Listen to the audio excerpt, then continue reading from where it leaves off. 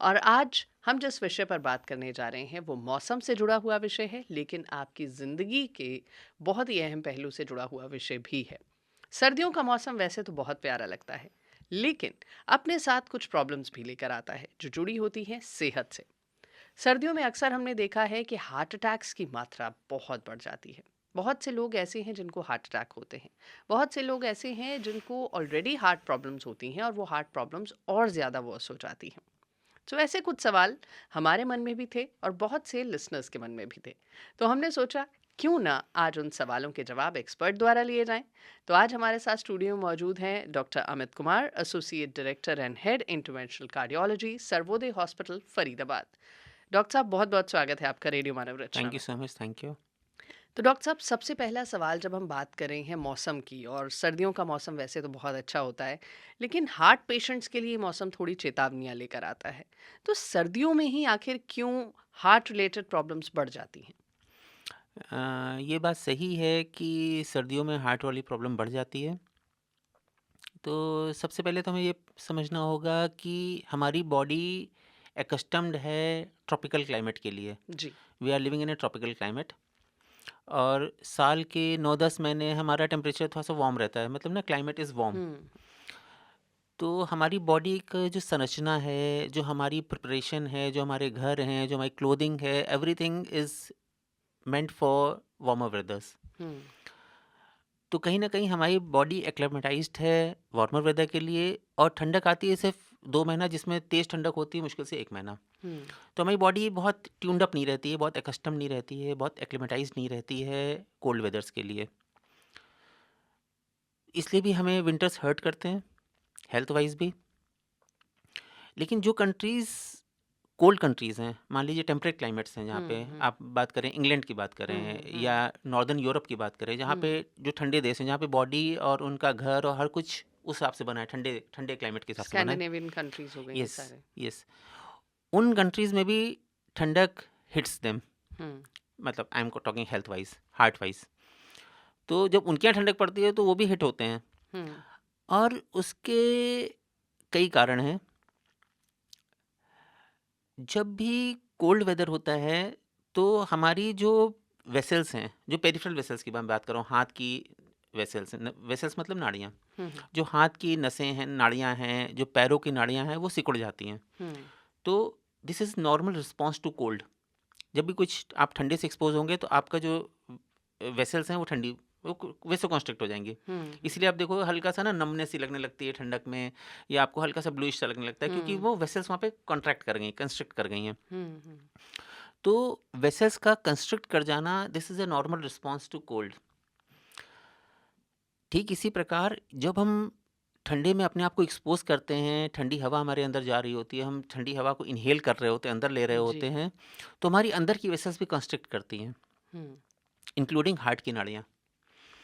तो ऐसा स्टडीज़ में पाया गया है कि जिन लोगों को हार्ट की नाड़ियों में ऑलरेडी ब्लॉकेज है, हम्म।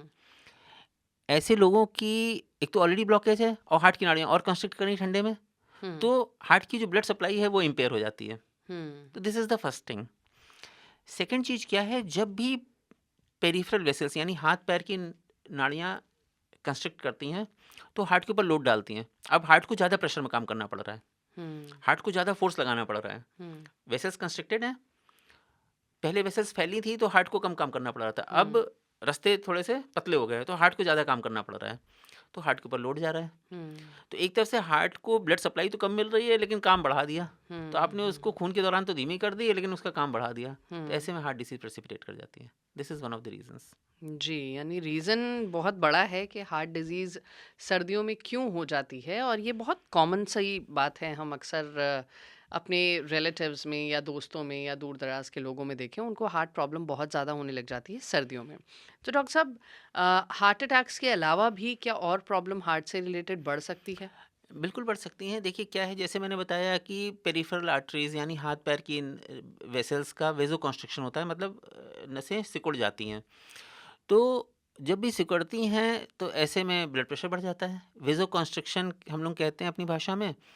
जब नसें सिकुड़ती हैं तो वो इंक्रीज्ड बीपी की तरह बिहेव करती हैं। तो हुँ, नॉर्मली ज़्यादातर लोगों का, स्पेशली जो हाइपरटेंसिव्स हैं, उनकी रिक्वायरमेंट, ड्रग की रिक्वायरमेंट बढ़ जाती है, दवा की रिक्वायरमेंट बढ़ जाती है। किसी हुँ, को एक दवा पे बीपी कंट्रोल हो रहा है, तो हो सकता है विंटर्स में उसको 2 दवा की रिक्वायरमेंट पड़ जाए। हुँ, तो विंटर्स में बीपी 10-15 शूट कर जाता है।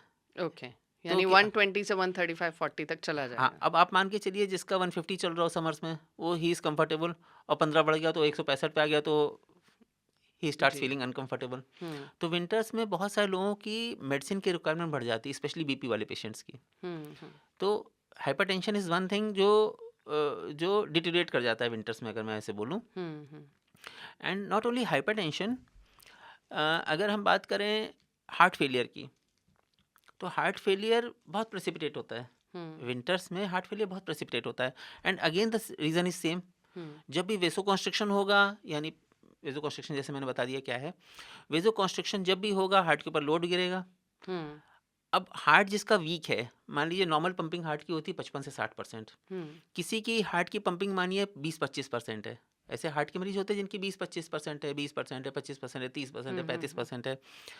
तो ऑलरेडी वो कॉम्प्रोमाइज स्टेट में है, वो बैलेंस स्टेट में चल रहे हैं। अब हुँ, आपने उन पे बर्डन डाल दिया, देन दे टिप ऑफ, बिल्कुल। Hmm, then they are unable to bear that extra load hmm, which hmm, the winters give them. Hmm, तो हार्ट फेलियर के एडमिशन्स भी बढ़ जाते हैं, हार्ट फेलियर की कंडीशन में डिटेरियोरेशन भी हो जाता है, और बहुत सारे मरीजों की ड्रग की रिक्वायरमेंट बढ़ जाती है। हुँ, तो हाइपरटेंशन यानी बीपी की शिकायत, ये डिटेरियोरेट कर जाती है विंटर्स में। जो हार्ट फेलियर है, वो डिटेरियोरेट कर जाता है। और तीसरा जो हम लोग अभी बात कर रहे थे, हार्ट अटैक, एंजाइना, जी। ये बढ़ जाता है विंटर्स जी, में। यानी प्रॉब्लम्स हार्ट की बढ़ ही जाती हैं, तो जिनको हार्ट प्रॉब्लम है, उनको विंटर्स में अपना एक्स्ट्रा ख़्याल रखना पड़ता है। तो डॉक्टर से सलाह बहुत ज़्यादा ज़रूरी है कि अगर आपकी मेडिसिन्स बढ़ रही हैं या फिर आपको बार-बार केयर की ज़रूरत है या गाइडेंस की ज़रूरत है, तो उसमें बिल्कुल भी लापरवाही मत बरतिए क्योंकि सर्दियाँ ज़्यादा से ज़्यादा आजकल भारत में 2 से 3 महीने रहती हैं, तो उन 2 से 3 महीने आपको लापरवाही नहीं करनी है। डॉक्टर साहब, अब बात करते हैं उन लोगों की जिनको डायबिटीज़ है, क्योंकि अभी हमने ब्लड प्रेशर की बात करी, लेकिन डायबिटीज़ वाले बहुत सारे लोग होते हैं और क्या उनको भी इस मौसम में बहुत ज़्यादा ख़्याल रखने की ज़रूरत है?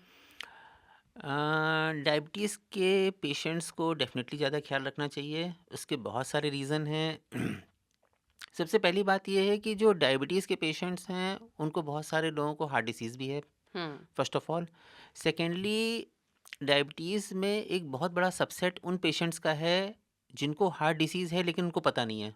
हुँ, जैसे डायबिटीज़ वाले मरीजों को, बहुत सारों को साइलेंट एंजाइना होता है, हुँ, कि उनको हार्ट की बीमारी होती है लेकिन उनको पता नहीं चल रही होती है। हुँ, उनको दर्द नहीं हो रहा होता है, या वो चलते हैं उनको दर्द का एहसास नहीं होता है। हुँ, तो डायबिटीज़ के मरीज बहुत सारे ऐसे हैं जिनको हार्ट डिसीज़ नोन है, उनको पता है कि उनको हार्ट, साइलेंट है।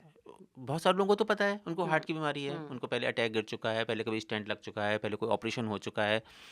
तो उनको तो ख्याल रखना ही है as heart disease. Hmm, diabetes के बहुत सारे पेशेंट हैं जिनको अंडरलाइंग डिसीज़ है, hmm, but they are not knowing it, hmm, उनको पता नहीं है। ऐसे मरीजों में हार्ट डिसीज़ प्रेसिपिटेट हो जाती है। तो बिकॉज़ उनको अंडरलाइंग डिसीज़ है, दे वर नॉट नोइंग इट, उनको साइलेंट डिसीज़ चल रही थी। हुँ, अब जब विंटर एक्सपोज़र हुआ और ब्लड की विस्कोसिटी बढ़ी, अब जैसे हम लोग बात कर रहे थे कि वेसोकंस्ट्रिक्शन होता है, हुँ, ऐसे ही ब्लड की विस्कोसिटी बढ़ जाती है। विंटर्स में ब्लड की विस्कोसिटी बढ़ जाती है। ब्लड, अगर मैं नाम आम भाषा में बोलूँ, तो ब्लड ज़्यादा स्टिकी हो जाता है, गाढ़ा हो जाता है। गाढ़ा हो जाता है, स्टिकी हो जाता है। गाढ़ा भी होता है, स्टिकी हो जाता है। विस्कोसिटी बढ़ना मतलब चिपचिपा हो गया, ज़्यादा स्टिकी हो गया। तो क्लॉट बनने के चांसेस बढ़ जाते हैं। This is one of the reasons कि हार्ट अटैक क्यों विंटर्स में ज़्यादा पड़ते हैं। हुँ, तो एक तो ब्लड की विस्कोसिटी बढ़ गई, अंडरलाइंग डिसीज़ है ये डायबिटीज़ के हुँ, मरीज हुँ, को। तीसरा एक बहुत इंपॉर्टेंट चीज़ होती है जिसको हम लोग कहते हैं एंडोथेलियल डिसफंक्शन। नॉर्मली क्या होता है, जब रिक्वायरमेंट होती है तो बॉडी के ब्लड वेसल्स, जो हुँ, बॉडी की आर्टरीज हैं, वो डायलेट कर जाती हैं। हुँ, अगर कहीं पे ब्लड की रिक्वायरमेंट ज़्यादा है, तो आर्टरीज डायलेट कर जाती हैं। हुँ, डायबिटीज़ के मरीज में ये फंक्शन इम्पेयर्ड होता है। सो vasodilation at the time of requirement, hmm, when the need arises, that vasodilation is impaired in patients who have got diabetes. उनमें उतना vasodilation हो नहीं पा रहा होता हुँ, है, जिसको हम लोग अपनी भाषा में एंडोथेलियल डिसफंक्शन कहते हैं। तो this applies to heart vessels also. Okay. जब हार्ट की वेसल को रिक्वायरमेंट है, तो वेसल डायलेट नहीं कर पा रही, एंडोथेलियल डिसफंक्शन है। अंडरलाइंग डिसीज है जो उनको पता नहीं थी। और विंटर्स में ब्लड की विस्कोसिटी बढ़ी, all these things precipitate the heart disease, heart attack आ जाता है ऐसे मरीजों को। जी। दूसरा क्या है, जैसे मैंने बताया कि एंडोथेलियल डिस्फंक्शन होता है इन पेशेंट्स को, तो ये एंडोथेलियल डिस्फंक्शन जो पेरिफेरल वेसल्स हैं, जो हाथ पैर की नाड़ियाँ हैं, उनमें भी है। तो जाड़ों में जैसे ये कंस्ट्रक्ट करनी चाहिए, तो इनकी कंस्ट्रक्ट नहीं कर पा रही होती प्रॉपरली, तो ये हीट लूज कर लेते हैं।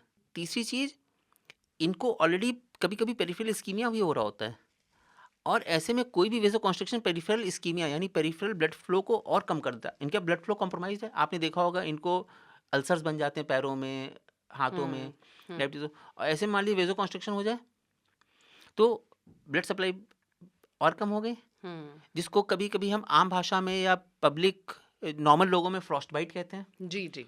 ये frostbite is becomes more common in patients who have got diabetes. Okay. तो डायबिटिक पेशेंट्स को तो डेफिनेटली, और specially if they have got underlying heart disease, definitely they have to be more careful. जी। अब doctor साहब बात करते हैं उन लोगों की जो बिल्कुल हेल्दी हैं, ठीक हैं, लेकिन पता नहीं होता कि कब क्या हो जाए, क्योंकि बहुत सारे ऐसे केसेस हमने अखबार में देखे हैं और न्यूज़ में हम सुनते रहते हैं कि ठीक-ठाक थे, लेकिन अचानक से हार्ट फेल हो गया। हार्ट अटैक कभी पहले नहीं पड़ा, चेकअप्स भी कराए हैं, सब कुछ ठीक-ठाक रहा है। तो ऐसे लोगों के लिए क्या इंस्ट्रक्शंस हैं? देखिए क्या है, जो बंदे हेल्दी हैं, people who are healthy, they don't have much to fear, hmm, provided, specially young people, I am talking of young people. अगर आप 22 22 25 साल के, 30 साल के यंग बंदे हैं और आपको कोई अंडरलाइंग हार्ट डिसीज़ नहीं है, तो ज़्यादा चिंता की विषय नहीं है।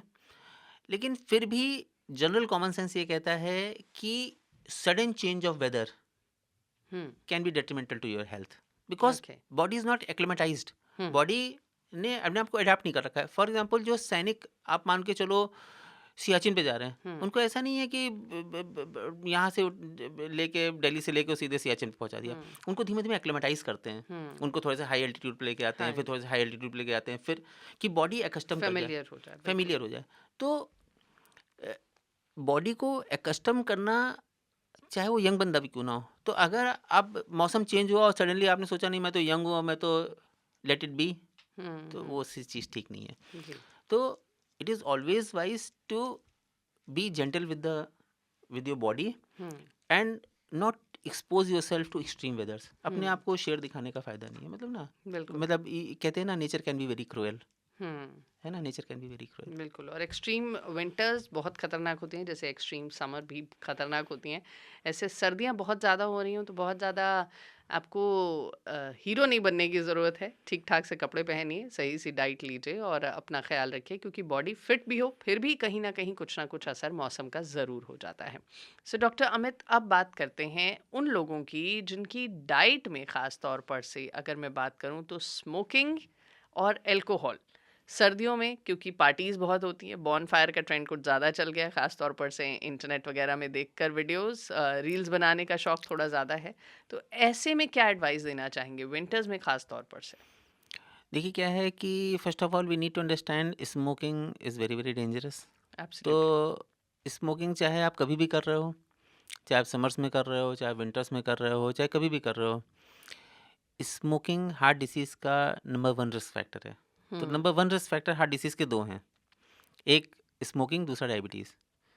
तो अगर मैं बोलूँ कि सबसे ज़्यादा रिस्क किन लोगों को है हार्ट डिसीज़ का, एक उनको है जो स्मोकर्स हैं, और एक वो जिनको डायबिटीज़ है। और ये इर्रिस्पेक्टिव है, वेदर से इर्रिस्पेक्टिव है, चाहे वो विंटर्स हों, चाहे वो समर्स हों, चाहे वो रेनी सीज़न हो। स्मोकर्स को हार्ट डिसीज़ का रिस्क 4 टू 5 टाइम्स होता है एक नॉर्मल बंदे से।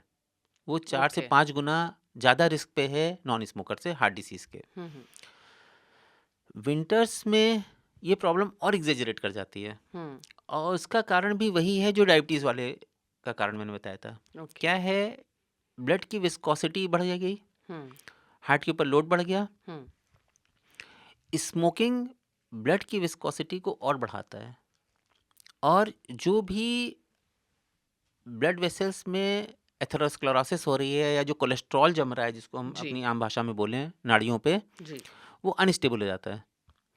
तो स्मोकर्स में वो कोलेस्ट्रॉल जो नाड़ियों पे जमा है वो अनस्टेबल हो जाता है और उस पे क्लॉट बन जाता है। हुँ, तो स्मोकर्स बहुत ज़्यादा रिस्क पे होते हैं हार्ट अटैक के, चाहे वो हुँ, हुक्का हो, चाहे वो बीड़ी हो, चाहे वो सिगरेट हो, किसी भी सिगार हो, तरीके की स्मोकिंग। हाँ, किसी भी तरह का स्मोक। हुँ, तो एक तो इन जनरल स्मोकर्स में रिस्क है 4 से 5 गुना हार्ट डिसीज़ का, हार्ट हुँ, अटैक्स का। हुँ, और विंटर्स में ये चीज़ और ज़्यादा बढ़ जाती है, क्योंकि प्लाक अनस्टेबल हो गया, कहने का मतलब जो कोलेस्ट्रॉल जमा होता है वो अनस्टेबल हो गया, ब्लड की विस्कोसिटी और बढ़ गई, ब्लड ज़्यादा स्टिकी हो गया, ज़्यादा थिक हो गया, हुँ, और वो ऑलरेडी रिस्क पे थे ही, स्मोकर्स थे। हुँ, तो हुँ। ऐसे में विंटर्स में उनका हार्ट डिसीज़ और प्रेसिपिटेट होने के चांसेस रहते हैं। जी।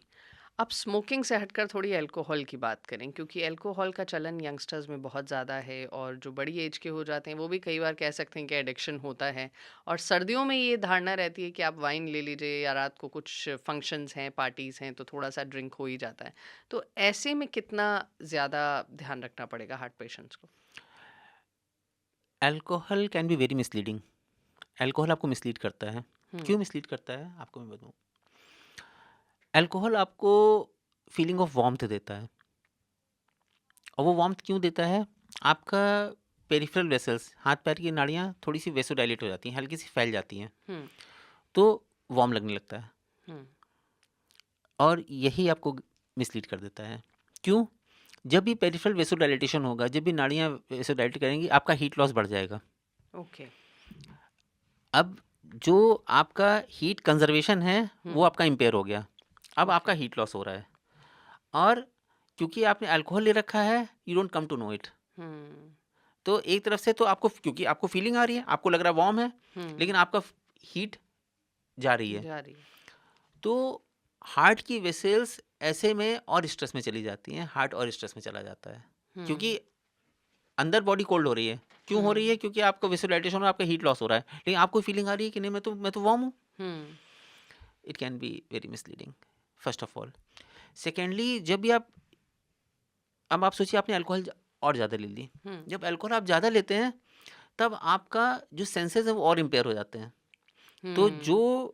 प्रिकॉशंस, जो जो डिफेंसेस आप यूज़ कर सकते थे कॉन्शियसली, वो आप समझ वो नहीं वो पाते। भी आप नहीं यूज़ कर पाओगे। हुँ, तो सबकॉन्शियसली भी आप हीट लॉस कर रहे हो, हार्ट के रिस्क पे जा रहे हो, और जब आपके सेंसेस इम्पेयर हो गए, then you are unable to take precautionary measures. तो बिल्कुल। Alcohol can be very dangerous.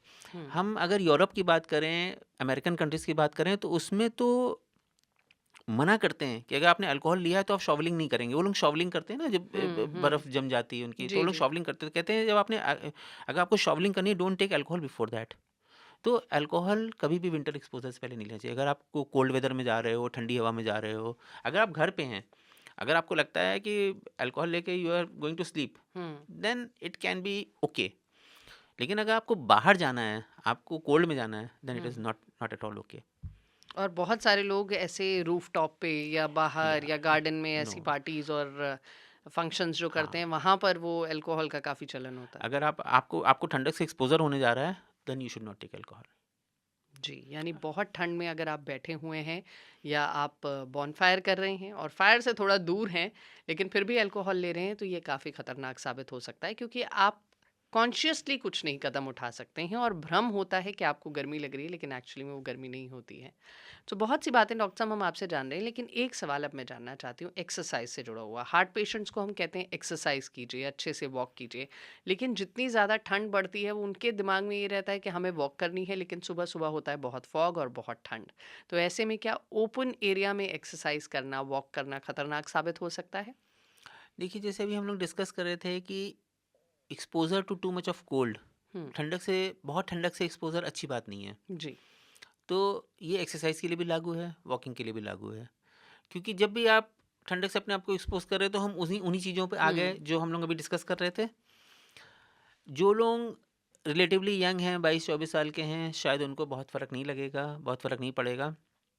लेकिन जिनको भी हार्ट डिसीज़ है, या अंडरलाइंग हार्ट डिसीज़ है, या जो हार्ट डिसीज़ के रिस्क पे हैं, जैसे हमारे थोड़ी एजेड पॉपुलेशन है, एल्डरली पीपल हैं, जिनकी एज ज़्यादा है, उनको they should avoid walking in very cold weathers, hmm. है हम्म। ना? अगर बहुत नेसेसरी है ठंडक में बाहर निकलना, बिकॉज़ ऑफ सम रीज़न, कुछ लेने जाना है, कुछ काम करने जाना है, then they should put up lot of warm weather, मतलब वार्म क्लोथ्स, है हम्म। ना? अच्छे कपड़े पहन के तभी जाएँ। जहाँ तक वॉकिंग की बात है, कोशिश करें इंडोर में कर लें जब तक ठंडक बहुत ज़्यादा है। जब ठंडक थोड़ी कम हो जाए तो मैं बहुत सारे पेशेंट को बोलते जाते हैं, एल्डरली होते हैं, मैं कहता हूँ कि भाई जब थोड़ी धूप निकल रहा है, 11-12 जाते हैं, रिटायर्ड लोग होते हैं, 11-12 बजे धूप निकल आया है, तब वॉक कर लो। यानी मौसम थोड़ा-सा गर्म यस, हो जाए तो हाँ। उस टाइम वॉक करें, ज़्यादा बेहतर हाँ, रहेगा। बहुत इंक्लीमेंट वेदर जिसको कहते हैं ना हम लोग, हुँ, इंक्लीमेंट वेदर, हुँ। बहुत इंक्लीमेंट वेदर में अपने आप को एक्सपोज़ करना अदरवाइज़ समझदारी नहीं है। जैसे अभी कुछ दिनों पहले बहुत फॉग थी एग्ज़ैक्टली, सुबह-सुबह और अगर आप एग्ज़ैक्टली, 7 बजे जा रही हैं वॉक एग्ज़ैक्टली। करने, तो ऑफ़ कोर्स कहीं न कहीं वो सेहत को फ़ायदे की जगह नुकसान हाँ, पहुँचाएगा। तो बहुत inclement weather is not good for your health. तो एक्सरसाइज़ कीजिए, बिल्कुल उसमें कमी ना करिए, लेकिन अगर आप बंद एरिया में करें तो भी ठीक है या फिर धूप निकलने के बाद वॉक करें, एक्सरसाइज़ करें, वो ज़्यादा बेहतर रहेगा। तो डॉक्टर साहब अब बात करते हैं उन पेशेंट्स की जो हार्ट पेशेंट हैं लेकिन उनको सर्दियों में जैसे ही मौसम बदलता है कोल्ड कफ़ की शिकायत हो जाती है, फ्लू हो जाता है और ऐसे में क्या उनको ज़्यादा ध्यान रखना चाहिए या फिर नॉर्मली चलता रहे जैसा चल रहा है? This is a very relevant question first of all. Relevant in sense कि विंटर्स में फ्लू के एपिसोड्स बढ़ जाते हैं, जी। As we all know. जो डैम्प एयर है और थोड़ा-सा ना कंजेशन, ये हुँ, सब ना, अ, तो इसके कारण फ्लूज़ बढ़ जाते हैं। हुँ, और एनी इन्फेक्शन, कोई किसी भी तरह का इन्फेक्शन, बॉडी पे स्ट्रेस हुँ। है ना? बिल्कुल, हम बिल्कुल, क्योंकि कोई भी इन्फेक्शन इन्फ्लेमेशन कॉज़ कर रहा बिल्कुल। है ना? इसीलिए हमारे ईएसआर बढ़ जाते हैं, सीआरपी बढ़ जाते हैं, क्योंकि कोई भी इन्फेक्शन है वो बॉडी में इन्फ्लेमेशन कॉज़ कर रहा है, first of all. Secondly, any infection is giving stress to your body, hmm, physical stress. बिल्कुल। जो पेशेंट हार्ट डिसीज़ पे हैं, they are on an equilibrium, वो हुँ, इक्विलिब्रियम पे चल रहे होते हैं। हुँ। तो any stress, be it physical, be it mental, be it infection wise, it can वो tip off the balance. Okay. Hmm, तो हार्ट डिसीज प्रेसिपिटेट होने की पॉसिबिलिटी बढ़ जाती है किसी भी उस पेशेंट को जिसको ऑलरेडी हार्ट डिसीज है और इन्फेक्शन हो गया। हुँ, तो मैं कहता हूँ आप विंटर छोड़ दो, हुँ, आप समर्स में आ जाओ। हुँ, किसी पेशेंट का जिसका हार्ट की पंपिंग कमज़ोर है हुँ, और उसको निमोनिया हो जाता है, हुँ, उसका हार्ट फेलियर प्रेसिपिटेट होने की पॉसिबिलिटी बढ़ जाएगी। हुँ, अब क्योंकि विंटर्स में इन्फेक्शन की पॉसिबिलिटी बढ़ गई, तो प्रेसिपिटेट होने की पॉसिबिलिटी बढ़ गई। हुँ, प्लस जो वेदर कंडीशन है वो भी अनफेवरेबल है। तो एक तो बिल्कुल। वेदर कंडीशन अनफेवरेबल है, हार्ट डिसीज ऑलरेडी चल रही है, एक इन्फेक्शन का लोड और आ गया, हुँ, और वो इन्फेक्शन की पॉसिबिलिटी विंटर्स में ज़्यादा है। हुँ, हुँ, तो यस, इसीलिए जो लोग हार्ट डिसीज़ के हैं उनको हम लोग इन्फ्लुएंजा शॉट्स भी लगवाते हैं, मतलब ओके। इन्फ्लुएंजा वैक्सीन ये हाँ, सब ताकि लगवाते हैं। उनको ऐसी कोई यस, दिक्कत ना हो। यस, कि पॉसिबिलिटी ऑफ गेटिंग इन्फ्लुएंजा कम हो जाए। तो ओके। इन्फ्लुएंजा शॉट्स लगते हैं उनको बाकायदा, है ना? जी, जी। पहली चीज़। दूसरी चीज़ ये है, जो ओल्ड एज के पेशेंट्स हैं, हार्ट डिसीज़ के साथ-साथ उनको लंग्स की भी डिसीज़ होती है, जिसको सीओपीडी कहते हैं हम लोग, या हुँ, स्मोकर्स में होते हैं ना खाँसी और हुँ, ये सब हुँ, ना, हुँ, हुँ, तो लंग्स की इम्यूनिटी भी अपने आप में कम होती है स्मोकर्स में, और वो इन्फ्लुएंजा और कैच करते हैं। ओके। तो रेस्पिरेटरी डिसीज़ भी बढ़ जाती है। हुँ, रेस्पिरेटरी डिसीज़ बढ़ रही हैं, रेस्पिरेटरी डिसीज़ के कारण हार्ट पे स्ट्रेस पड़ रहा है, तो ये एक विशेष साइकिल में फँसते चले जाते हैं। हुँ, हुँ, तो इन्फेक्शन से प्रोटेक्शन ज़रूरी है फर्स्ट ऑफ ऑल। बिल्कुल। इन्फ्लुएंजा शॉट्स लगवा सकते हैं जो लोग कॉम्प्रोमाइज़्ड हैं और जिनको हार्ट डिसीज़ है, ओल्ड एज के हैं, और उनसे बचना है। हुँ, बिल्कुल, यानी ध्यान बहुत ज़्यादा रखना पड़ेगा और डॉक्टर साहब एक चीज़ का और भी बहुत ज़्यादा ध्यान रखना पड़ता है मुझे लगता है वो है पानी। सर्दियों में वाटर इनटेक बहुत कम हो जाता है और बॉडी जब हाइड्रेट नहीं होती है तो अलग-अलग किस्म की प्रॉब्लम्स आ जाती है। तो हार्ट पेशेंट्स को कितना खतरा होता है और कितना पानी पीना चाहिए? ठीक बात है। देखिए क्या है, अभी जो हम लोग बात कर रहे थे कि ब्लड की विस्कोसिटी बढ़ जाती है। हुँ, हुँ, फ्लूइड का नेचर है, फ्लूइड हुँ, का नेचर है। जब भी कोल्ड होगा तो फ्लूइड की विस्कोसिटी बढ़ जाएगी। फिज़िक्स है, बिल्कुल। नॉर्मल फिज़िक्स है। हुँ, हुँ, तो जब भी कोल्ड वेदर में विस्कोसिटी बढ़ रही है, तो विस्कोसिटी कम करने का एक तरीका ही यही है कि आप फ्लूइड इंटेक बढ़ा लो। हुँ, तो फ्लूइड इंटेक ज़्यादा रखना चाहिए, that is true. Through out year रखना चाहिए। लेकिन क्योंकि विंटर्स में नेचुरली हमको पानी की रिक्वायरमेंट बहुत कम हो रही है, तो हम कम कर देते हैं। तो हमें कॉन्शियसली पानी ज़्यादा पीना चाहिए, हुँ, और कोशिश करना चाहिए कि हल्का सा वार्म, ल्यूक वार्म टाइप से पानी पिएं, ओके। है ना? हुँ, हल्का सा ल्यूक हुँ, वार्म हुँ। टाइप का पानी पिएं, बहुत ठंडा पानी ना, या उस समय नॉर्मल पानी भी बहुत ठंडा होता है, तो हुँ, हल्का सा हुँ। ल्यूक वार्म पानी पिएं, दैट इज़ थोड़ा-सा पानी गरम करके गुड। अगर आप थर्मस में रख लेंगे तो ज़्यादा बेहतर रहेगा। That is a good idea. Doctor साहब हार्ट पेशेंट्स हैं, खांसी-ज़ुकाम लगा हुआ है, ऐसे में खांसी की वजह से चेस्ट में अक्सर पेन हो ही जाता है। तो क्या इसको एंजाइना के साथ रिलेट करके देखा जा सकता है या फिर कैसा फ़ील होता है एंजाइना में, ख़ास तौर पर से विंटर्स की अगर हम बात करें? देखिए आपका क्वेश्चन बहुत अच्छा है, in fact it's a very intelligent question. और मैं क्यों बोल रहा हूँ ऐसा, कई बार पेशेंट को हार्ट के सिम्टम्स होते हैं, हुँ, उसको सांस फूल रही होती है या छाती में दर्द हो रहा होता है, और वो उसको गलत समझ रहा होता है, उसको लगता है हुँ, छाती में जकड़न है, लग रहा है कुछ इन्फेक्शन हो गया है। हुँ, चल रही होती है उसको हार्ट डिसीज़, उसको जकड़न हार्ट की चल रही होती है, और वो समझ रहा होता है कि वायरल हो गया होगा और जाड़े हैं उसकी वजह से ठंडक लग हुँ, गई। हुँ, तो मेरे पास बहुत ऐसे पेशेंट्स आते हैं जिनको एंजाइना चल रहा होता है, मतलब हार्ट का दर्द चल रहा होता है, और उनको लग रहा होता है कि ठंडक लग गई छाती में, वो हुँ, मसल में दर्द हो गया है और डॉक्टर साहब ठंडी हवा लग गई थी। और ऐसे में उनका ट्रीटमेंट डिले हो जाता है, they delay in seeking advice, और sometimes it becomes very late also. Hmm, तो पेशेंट मिस इंटरप्रेट कर लेता है, उसको अपना छाती का जो हार्ट का दर्द है, उसको लगता है कि छाती में ठंडक की वजह से जकड़न हो गई है। ओके, तो अपने हिसाब, जो मेरी एडवाइस है, अपने आप से आप इंटरप्रेट मत करो हुँ, कि ये क्या ठंडक लग है? गई है हाँ, या क्या हुआ है। Take an opinion from the doctor, hmm, है ना, otherwise you can delay your treatment and you can be at risk. बिल्कुल, बिल्कुल। सो डॉक्टर साहब, अब चलते-चलते मैं चाहूँगी कि आप हमारे लिसनर्स को, हमारे व्यूअर्स को ये बताएँ कि कौन-सी ऐसी इमीडिएट मेडिसिन है जो इमरजेंसी में इस्तेमाल की जा सकती हैं और अपने पास हमेशा रखनी चाहिए? This question is good.